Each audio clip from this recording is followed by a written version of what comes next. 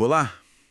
Hoje a gente mergulha no primeiro capítulo da primeira epístola de Pedro. Ele começa se dirigindo aos eleitos de Deus, mas de um jeito curioso. Chama eles de peregrinos, sabe? Gente que está de passagem espalhada por vários lugares ali do mundo antigo. E a base disso tudo, né? É que eles foram escolhidos, tipo, segundo o plano de Deus Pai, e foram separados pelo Espírito Santo para uma coisa: obedecer a Jesus Cristo e, bom, serem purificados pelo sangue dele. A saudação já é forte. Graça e paz lhes sejam multiplicadas. E logo em seguida ele já entra num louvor a Deus, falando da imensa misericórdia que nos fez nascer de novo. Para quê? Para uma esperança viva. Uma esperança que está ligada diretamente na ressurreição de Jesus. E não é uma esperança qualquer, né? Está conectada a algo bem concreto. Uma herança que jamais poderá perecer, macular-se ou perder o seu valor. Algo que está guardado lá nos céus. Mas como essa herança lá do futuro se liga com a vida agora? Esse é um ponto-chave. O texto diz que, enquanto esperam, os crentes são protegidos pelo poder de Deus mediante a fé. Quer dizer, a segurança não está só lá na frente, mas na proteção de Deus aqui e agora, entende? Rola um contraste forte aqui, né? O mundo dá valor para coisas que, bom, acabam. O próprio Pedro fala do ouro e da prata depois. Mas essa herança e a proteção que acompanha são permanentes, incorruptíveis. Falando em ouro, o texto não ignora as dificuldades, né? Pedro admite que o pessoal passava por diversas provações, coisas que traziam tristeza, ainda que por pouco tempo. E aí vem aquela imagem forte: a fé sendo provada como ouro no fogo. Aqui é onde fica realmente interessante. O que essa prova revela, afinal? Essa imagem é central, sim. Para Pedro, o fogo das provações serve para testar se a fé é genuína, autêntica. Uma fé assim provada se mostra mais valiosa que o ouro. O ouro também passa pelo fogo, mas um dia acaba, né?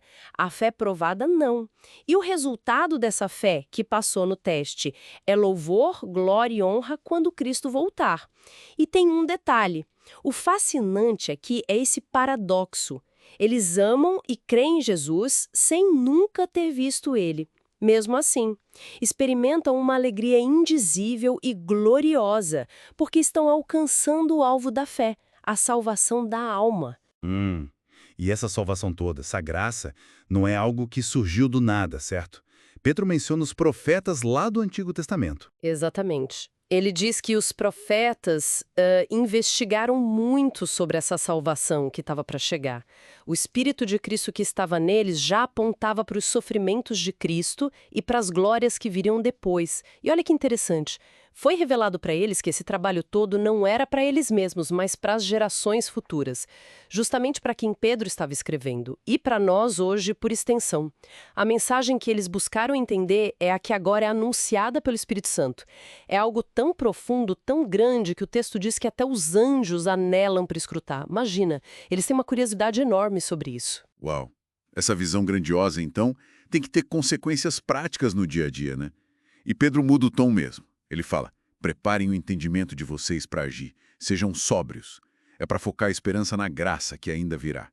É um chamado claro para romper com os velhos hábitos, aqueles maus desejos do tempo em que eles, não conheciam a verdade. Sim. E se conectarmos isso ao quadro geral, o comando principal que ecoa é: sede santos porque eu sou santo. Essa busca pela santidade deve moldar a vida deles como estrangeiros aqui neste mundo, vivendo com respeito profundo por Deus, um temor reverente. E o fundamento para essa transformação toda é a redenção, o resgate deles. Pedro faz questão de frisar, não foi com coisa passageira, tipo prata ou ouro, que foram resgatados daquele jeito vazio de viver que herdaram dos pais. Não. Foi com o precioso sangue de Cristo. Ele é apresentado como um cordeiro perfeito, sem defeito, escolhido por Deus antes da criação do mundo. É um resgate de um valor que nem dá para calcular. Entendi. E essa purificação pela verdade, esse resgate caríssimo, leva a um resultado direto nos relacionamentos, pelo visto. Ele fala de amor fraternal sincero e manda amar uns aos outros profundamente, de coração. Isso. Essa capacidade de amar vem justamente da nova vida que receberam. Pedro fala de nascer de novo não de uma semente perecível, algo que estraga, que acaba, mas de uma semente imperecível, a palavra de Deus, viva e permanente. E aí ele usa uma citação do Antigo Testamento para reforçar o contraste, né? Toda a humanidade é como a relva murcha e a flor cai. Tudo que é só humano passa, é transitório. Mas, por outro lado, a palavra do Senhor permanece para sempre. E essa palavra eterna é exatamente o evangelho que foi anunciado a eles. Certo? Então, amarrando tudo isso, o que temos aqui é uma esperança viva, firme, baseada numa herança que não se desgasta, mesmo com as dificuldades da vida. Temos também um chamado bem forte para viver de um jeito diferente, santo, porque fomos resgatados por um preço altíssimo.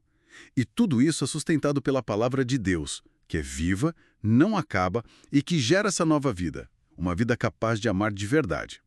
Então, o que tudo isso significa, afinal? Olha, pensando só no que o texto traz, fica uma reflexão interessante, né? Pedro bate muito na tecla de ser estrangeiro, de passagem, resgatado de um vazio modo de viver que era só tradição herdada. Se a gente levar a sério essa natureza imperecível que não se acaba, não perde valor tanto da nossa esperança futura quanto da palavra que nos transformou, como isso poderia talvez redefinir o que a gente considera como uma vida realmente valiosa, com propósito hoje?